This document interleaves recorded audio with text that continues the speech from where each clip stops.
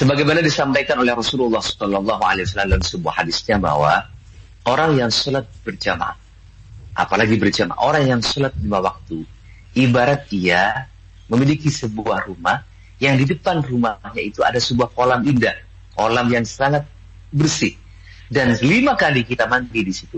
Apakah kita tidak bersih kira-kira? Insya Allah akan bersih. Itulah gambaran sholat. Apalagi dilakukan dengan berjamaah. Sholat yang diterima oleh Allah Subhanahu Wa Taala dapat menghadirkan ampunan Allah kepada kita semua. Insya Allah, sebagaimana pertanyaan Pak Cipto, sholat kita akan mengampuni dosa kita apabila sholat itu diterima oleh Allah Subhanahu Wa Taala. Sholat berjamaah lebih memudahkan mendapatkan ampunan dari Allah. Kenapa demikian? Karena dengan berjamaah satu saja yang diterima oleh Allah Subhanahu Wa Taala. Gambarannya sholat berjamaah. Ketika ada orang sholat berjamaah, ketika jamaah sedang melaksanakan ibadah sholat, ketika imamnya khusyuk dan diterima oleh Allah, insya Allah seluruh makmum akan mendapatkan imbas diterima juga sholatnya oleh Allah Subhanahu Wa Taala.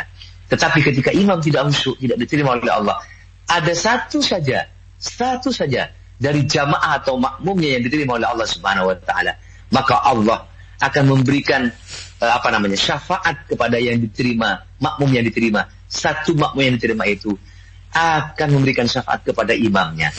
Ketika imam sudah diterima oleh Allah Subhanahu Wa Taala, imam yang diterima oleh Allah akan memberikan syafaat kemakbulannya kepada seluruh jamaah. Sehingga ketika dilakukan dengan berjamaah lebih memudahkan kita mendapat ampunan dari Allah Subhanahu Wa Taala. Dalam sebuah riwayat hadis Rasulullah SAW bersabda bahwa barang siapa yang berjalan dari rumahnya menuju masjid untuk sholat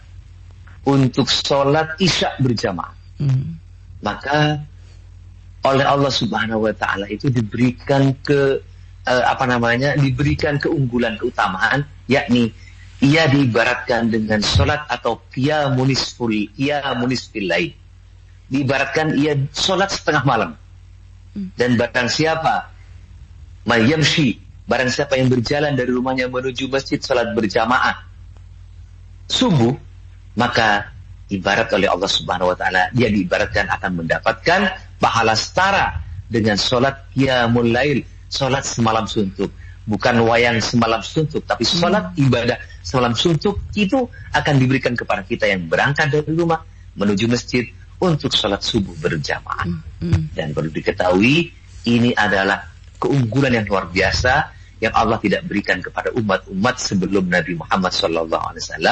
Dan ingat, salah satu ciri orang yang cerdas dan salah satu ciri orang yang beriman dengan sebaik-baiknya ialah ia tidak berat melangkahkan kaki menuju masjid untuk sholat berjamaah. Fungsi masjid di zaman Rasulullah Sallallahu Alaihi Wasallam ini harus kita pahami bersama.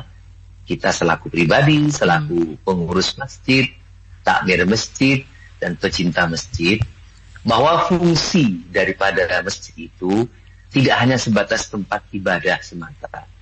Sebagaimana kita sampaikan, tempat diskusi anak remajanya.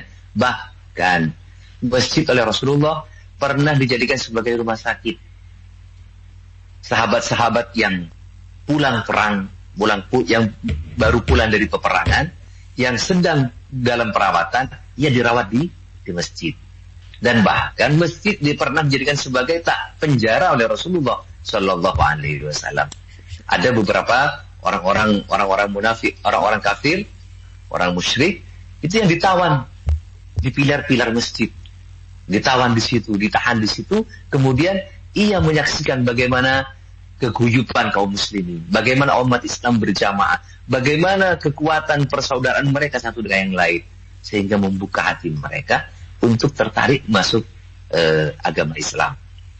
Yang ketiga, masjid itu sebenarnya merupakan pusat, tidak hanya pusat ibadah, pusat perekonomian juga, untuk artinya mengonsep bagaimana perjuangan agama itu bisa dilakukan dari masjid. Dan yang terakhir, masjid sebagai tempat pendidikan, baik untuk anak-anak, remaja, orang dewasa, bahkan sampai yang sudah sepuh. Dan berikutnya, masjid juga dijadikan sebagai pondok, tempat atau asrama